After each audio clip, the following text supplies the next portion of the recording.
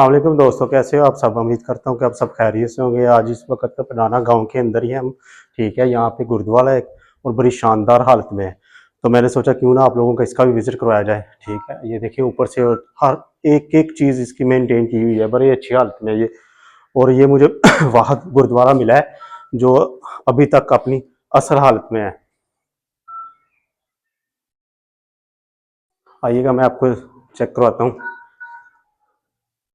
ये देखें ऊपर से ये देख रहे हैं आप सारा, माशाल्लाह बहुत अच्छा है। गुरुद्वारा है मगर अब मकामी है, इधर रहाइश है। उनसे इजाज़त ली है तो फिर उन्होंने अंदर आने दिया है, उनकी मेहरबानी है।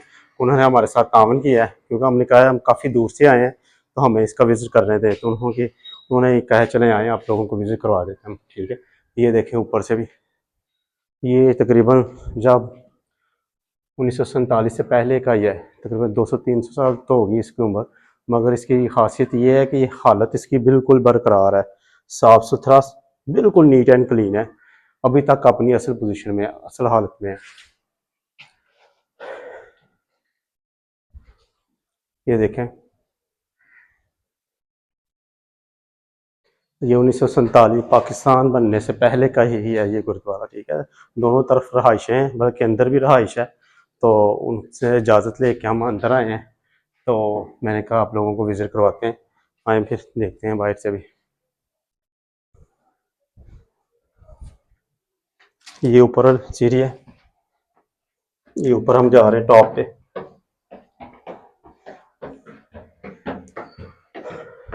ये बिल्कुल टॉप है जी, ये हम टॉप पे आ गए। ये इसका टॉप, ये इंडिया बॉर्डर के बिल्कुल नज़दीक है हम इस वक्त। ये जो गुरुद्वारा है ये पडाना गांव है लाहौर के साथ। लाहौर से तकरीबन 2 से 3 किलोमीटर के बल्कि 30 किलोमीटर के फासले पे है ये गांव पडाना।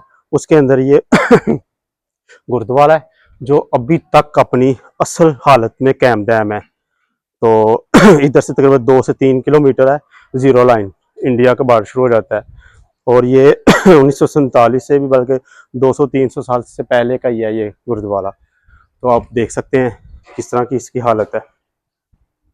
ऊपर से ऊपर देखें क्या कारीगर, ये यार कारीगर ने किस तरह से काम किया हुआ है, बहुत ही कमाल का है।